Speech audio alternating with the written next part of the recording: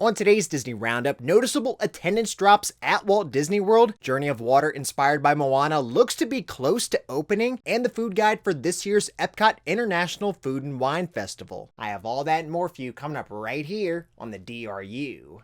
To infinity and beyond!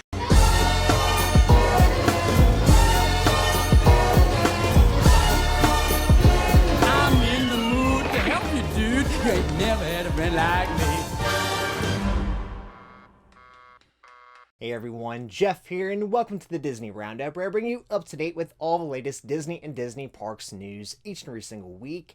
If you're new to my channel, please go ahead and hit that like button for me, and don't forget to subscribe to my channel to receive the Disney Roundup each and every single week. Starting with Parks news, following the 4th of July holiday, it appears the demand to go to Walt Disney World is not what it once was. Coming off what is normally the biggest holiday weekend of the summer, it's been reported Walt Disney World had one of its lowest 4th of Julys in almost 10 years. A chart here by Thrill Data shows the average wait times throughout the day at Walt Disney World going back to 2014. As you can see here, the wait times for 2023 show it being at the very lowest it has been since then. Many have also said when entering the parks on July 3rd and 4th, capacity seemed to be lighter than normal, and especially for a holiday, but would fill up closer to the fireworks starting. Now it's worth mentioning here to clarify, as Scott Gustin says, the parks aren't empty, but lower in attendance than what you would normally expect, especially compared to recent years. Now this also follows a slower than usual Memorial Day weekend. As per Blog Mickey, wait times for the holiday weekend this year averaged to be 5 minutes less than they were the previous year. Disney does seem to be expecting an attendance slump though, as in the last investors meeting, Christine McCarthy notified investors of a drop, and Parks Chairman Josh D'Amaro has also came out and said the same. That, and of course just weeks ago, Disney unveiled numerous discounts for resort hotel rooms that any guest can take up on, whether you're a day ticket guest, annual pass holder, or even Disney Plus subscriber. These for select nights from October through the end of December, which is a little shocking as Disney hasn't released many, if any, discounts during this later portion of the year for the past several years. As to why the demand to take a trip to Walt Disney World is starting to decline, could be for various reasons. I believe the biggest one though is following the pandemic and the parks reopening. People really wanted to get out and go somewhere, or revenge travel as they call it, and Disney was a popular place to do that. That, along with it being the 50th anniversary and there being new rides opening and limited time offerings, made it feel like something the uncommon Disney fan couldn't miss out on, and since families took their trip then, they don't feel as inclined to come back so soon. I also feel part of the reason is over the years, Disney has continued to take away what used to be included in the experience and penny pinch, like with taking away Magical Express, charging for Fast Pass with Genie Plus now, and continuing to increase the overall cost of going now, whether it's admission, your room, or eating. The last thing I would say that steers people away is how complex going to Walt Disney World is now, because after you spend thousands on admission and your room stay, along with a possible flight, you have to make reservations for each day you plan on attending a park. You have to plan on where you want to eat and be up at the right time of day 60 days in advance, and the day of your park's visit, you have to be up early to start picking your lightning lanes if you buy Genie Plus, and join virtual queues if you want to ride certain rides. Now, a lot of people, including myself, like doing that, but I don't think the uncommon Disney fan wants to put that much effort into planning and learn how to use Genie Plus and the My Disney Experience app for maybe their once-a-year vacation. Let me know what you think in the comments down below though. Has the appeal of taking a vacation to Walt Disney World grown less on you, and what are your reasons if so? It appears that Journey of Water inspired by Moana could be getting ready to open soon,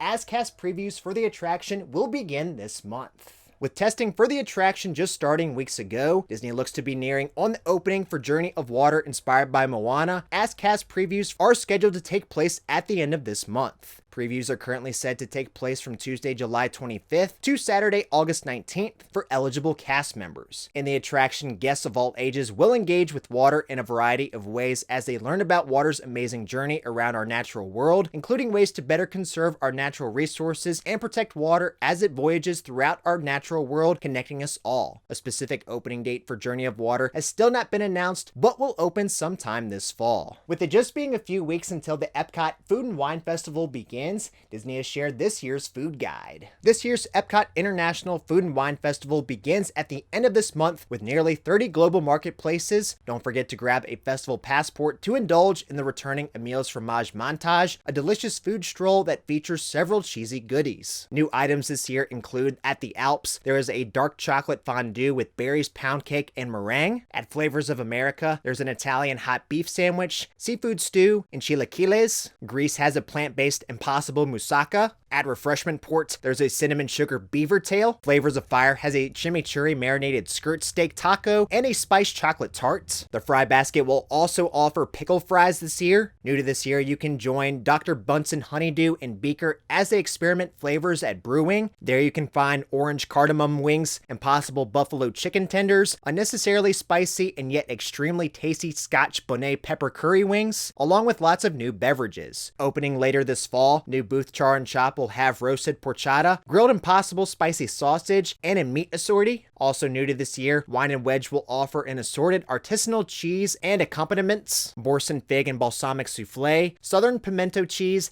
and an artistic palette of wine and cheese. Another new booth for this year's festival, Bubbles and Brine, has a jumbo shrimp cocktail, Jonah crab claw cocktail, and caviar with the traditional accompaniments. Mexico will offer a new list of items being tostada de carnitas, taco de castilla, and pastel impossible. Italy will also offer new items including focaccia ripiena, cavatelli with sweet sausage, and a lemon ricotta cheesecake. The China booth this year will have a crispy duck bao bun, funnel cake will have a candied bacon funnel cake, and at Japan, a fire taiko roll and beef wagyu don. This year's Food and Wine Festival runs from July 27th to November 18th, and if you want to check out the full food guide, I'll leave a link to that in the description down below. Guests planning on visiting Magic Kingdom next month, be aware that Haunted Mansion will be closed for refurbishment. Disney has shared that prior to going into the Halloween season, Haunted Mansion at the Magic Kingdom will be closed for a quick refurbishment. Now showing on the Walt Disney World website, it says that from August 7th to August 9th, Haunted Mansion will be closed for routine refurbishment. As noted at the 2022 D23 Expo, Disney will be adding the Hatbox Ghost to the ride this year. However, it's been said that the refurbishment here will not include the edition.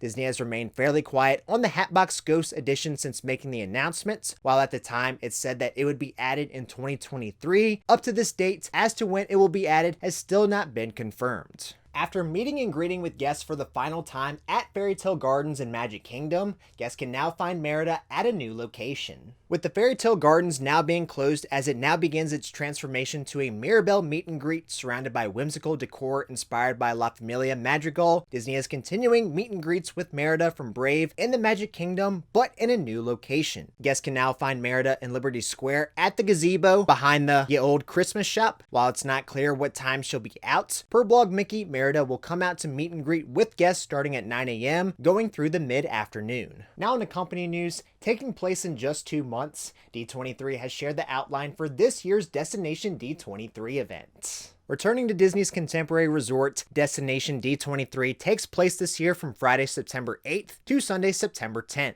D23 has shared an overview of the weekend of events with presentations taking place in the morning and afternoon, with it still pending on what's planned for Saturday nights, and a Disney Plus Hallowstream costume bash scheduled for Sunday nights. Presentation highlights are to include Josh D'Amaro on what makes Disney experiences special, EPCOT always in a state of becoming, Disney Cruise Line 25 years of innovative design and sea, 100 years of weird Disney moments, while also hearing from Disney archivists, historians, Imagineers, cast members, animators, and luminaries, and many others. This year's sold-out Destination D23 event celebrates 100 years of Disney. Coming to Disney Plus this fall, Disney has shared the official trailer for the Ahsoka Tano series. Arriving on Disney Plus next month, the official trailer is now out for the Ahsoka Tano series. Set after the fall of the Empire, Star Wars Ahsoka follows the former Jedi Knight Ahsoka Tano as she investigates an emerging threat to a vulnerable galaxy. It was also announced Ahsoka will debut on Wednesday, August 23rd, kicking off the series with the first 2 episodes. If you want to watch the full trailer, I'll leave a link to that in the description down below. Now on Outside the Parks news, coming later this year, a well-known Disneyland spot will be coming to Walt Disney World.